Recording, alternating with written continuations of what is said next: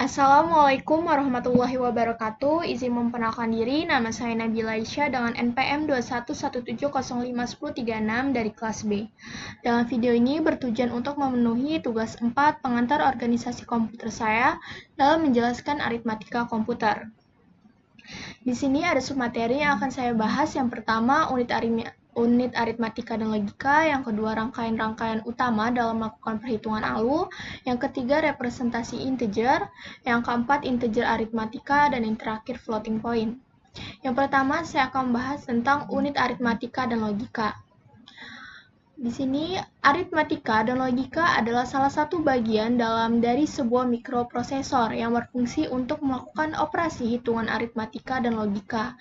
Contoh operasi aritmatika adalah operasi penjumlahan, biasanya disebut dengan adder atau add, dan pengurangan yang biasa disebut dengan subtraktor atau sub, sedangkan contoh operasi logika adalah logika AND dan OR. Tugas utama dari ALU atau Arithmetic and Logic Unit adalah melakukan semua perhitungan aritmatika atau matematika yang terjadi sesuai dengan instruksi dari program.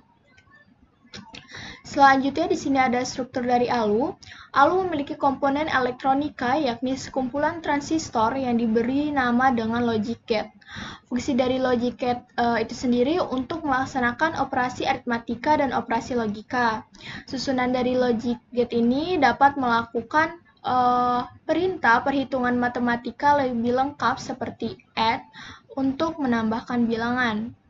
Di sini ada operator logika dengan hasil perbandingan dengan operasi logika, yakni sama dengan, ya, tandanya seperti ini, tidak sama dengan, ya, tandanya seperti ini, tanda seru dan sama dengan, ya, kurang dari, tandanya seperti ini, lebih dari, tandanya seperti ini, kurang atau sama dengan, tandanya seperti ini, lebih dari atau sama dengan, tandanya seperti ini. Selanjutnya di sini ada fungsi ALU. Fungsi ALU atau Arithmetic Logical Unit adalah untuk melakukan suatu proses data yang berbentuk angka dan logika, seperti data matematika dan statistika. ALU ini terdiri dari register-register untuk menyimpan informasi. Dan tugas utama dari ALU adalah melakukan perhitungan aritmatika atau matematika yang terjadi sesuai dengan instruksi program. Selanjutnya yang kedua, saya akan membahas rangkaian-rangkaian utama dalam melakukan perhitungan ALU atau Arithmetic Logical Unit. Di sini ada rangkaian-rangkaian ALU. Yang pertama ada adder, ya. Karena adder ini digunakan untuk menjumlahkan bilangan dan memproses operasi aritmatika, maka adder juga sering disebut dengan rangkaian kombinasional aritmatika. Di sini ada 3 jenis adder. Yang pertama ada rangkaian adder yang hanya menjumlahkan 2 bit, disebut half adder. Yang kedua ada rangkaian adder yang hanya menjumlahkan 3 bit, disebut full adder. Dan yang ketiga rangkaian adder yang menjumlahkan banyak bit, disebut parallel adder. Ya, di sini ada contoh pertama, ya. Ada half adder. Jadi rangkaian half adder ini merupakan dasar bilangan biner yang masing-masing hanya terdiri dari 1 bit. Oleh karena itu dinamakan penjumlahan tak lengkap. Yang pertama, jika A-nya sama dengan 0 dan B-nya sama dengan 0, jika dijumlahkan maka hasil S atau sum sama dengan 0. Yang kedua, jika A-nya sama dengan 0 dan B-nya sama dengan 0, jika dijumlahkan maka hasil sum-nya ini sama dengan 1. Selanjutnya, jika A-nya sama dengan 1, dan B-nya sama dengan 1, dijumlahkan hasil sum-nya ini 0 dengan nilai pindahan CY atau carry out sama dengan 1. Dengan demikian, half adder memiliki 2 masukan A dan B dan 2 masukan S dan CY, ya, atau carry out S ini. Dari tabel di samping terlihat bahwa nilai logika dari sum sama dengan nilai logika dari gerbang XOR, sedangkan nilai logika CY sama dengan gerbang logika N, ya. Nah, di sini ada contohnya, ya. Jika A-nya sama dengan 0, B-nya sama dengan 0, S-nya maka 0 dan C-nya sama dengan 0. Jika A-nya sama dengan 0, B-nya sama dengan 1 dan S-nya ini maka 1 dan C-nya sama dengan 0. Selanjutnya apabila A-nya sama dengan 1 dan B-nya sama dengan 0, maka S-nya ini 1, ya. C-nya sama dengan 0. Dan A-nya apabila A-nya ini 1, B-nya 1, S-nya maka hasilnya 0 dan C-nya sama dengan 1. Selanjutnya di sini ada full adder ya, yaitu mengolah data penjumlahan 3 bit bilangan atau lebih bit tidak terbatas, oleh karena itu dinamakan dengan rangkaian penjumlahan lengkap. Jadi full adder ini disebut juga dengan penjumlahan lengkap ya. Nah, di sini ada contoh dari konsep full adder ya. Jika A-nya sama dengan 0, B-nya sama dengan 0, C-nya sama dengan 0, maka S-nya 0 dan C-nya sama dengan 0. Jadi full adder ini penjumlahan dari 3 bilangan ya, atau 3 bit bilangan. Nah, di sini apabila A-nya sama dengan 0, B-nya sama dengan 0, C-nya sama dengan 1, maka S-nya sama dengan 1 dan C-nya sama dengan 1. Dan seterusnya bisa dilihat pada gambar di sini. Selanjutnya di sini ada parallel adder ya. Parallel adder adalah rangkaian full adder yang disusun secara paralel dan berfungsi untuk menjumlahkan bilangan biner berapapun bitnya ya. Jadi bebas. Tergantung jumlah full adder yang diparalelkan. Nah, parallel adder ini yang terdiri dari 4 buah full adder yang disusun paralel sehingga membentuk sebuah penjumlahan 4 bit atau 4 bit adder. Selanjutnya di yang ketiga saya akan menjelaskan representasi integer. Jadi untuk menuliskan bilangan floating point, bilangan pecahan atau bilangan pecahan ya, floating point itu dilakukan dengan menuliskan dalam bentuk eksponensial, sehingga bilangan tersebut memiliki bilangan dasar, bilangan pangkat, dan basis bilangan tersebut. Nah, di sini ada contohnya ya. 675 0,000000000. Nah, biar lebih singkat, makanya ditulis 6,75 kali 10 pangkat 14. Jadi lebih efisien lah ya. Selanjutnya di sini ada representasi integer positif.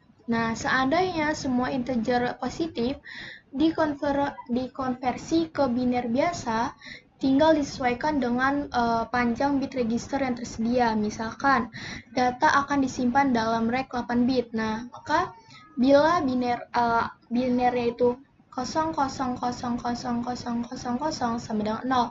Jadi, sama aja nilai biner dari 0 adalah ini ya. Nilai biner dari 0 adalah 0,0000001. Nah, di sini ada 0,0000001. Nah, ini bilangan biner dari 1. Selanjutnya di sini ada 0,0100101. Itu bilangan biner dari 41. 1,0000000 itu bilangan biner dari 128 seperti itu. Selanjutnya ada 11111111 bilangan biner dari 255. Selanjutnya di sini ada representasi integer negatif. Mulai timbul masalah saat akan menyimpan bilangan negatif ya. Dan komputer tidak mengenal tanda minus. Jadi suatu komputer itu tidak mengenal suatu tanda minus. Nah, di sini ada sign magnitude representation. Nah, di sini bit paling kiri menunjukkan magnitude atau magnitude integer atau positif atau negatif sign bit ya. Jadi plus 18 sama dengan 0001 0010. Sedangkan min 18 itu menilai bilangan biner 1001 0010. Ya, jadi di sini tuh plus itu bernilai 0 ya depannya, dan min itu depannya itu 1 gitu. Nah, kekurangannya itu ada 2 buah angka 0. 0 positif ya. Nah, di sini 0 positif 00000000 dan negatif yaitu 10000000. Jadi negatif itu dikenal pertamanya tuh 1 ya. Selanjutnya saya akan menjelaskan integer aritmatika. Nah, di sini integer aritmatika representasi integer positif, negatif, dan bilangan 0. Yang pertama, bila sebuah bilangan integer positif dan negatif yang sama direpresentasikan atau sign a magnitude, maka harus ada representasi bilang positif dan negatif yang tidak sama. Yang kedua, bila hanya terdapat sebuah representasi bilangan 0 atau komplement 2, maka harus ada representasi bilang positif dan negatif yang tidak sama. Yang ketiga, pada kasus komplement 2 terdapat representasi bilangan n bit untuk min 2n, tapi tidak terdapat untuk 2n. Selanjutnya di sini ada integer aritmatika. Aturan untuk mendeteksi overflow ya, aturan overflow bila dua buah bilangan ditambahkan dan keduanya positif atau keduanya negatif, maka akan terjadi overflow ya. Bila dan hanya bila hasilnya memiliki tanda yang berlawan. Nah, di sini ada aturan pengurangan. Untuk mengurangkan sebuah bilangan atau subtrahend dari bilangan lainnya atau minus, anggaplah komplement 2 atau subtrahend dan tambahkan hasilnya ke min n ya.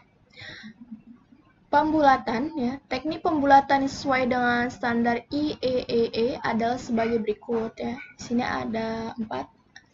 Yang pertama, pembulatan ke bilangan terdekat.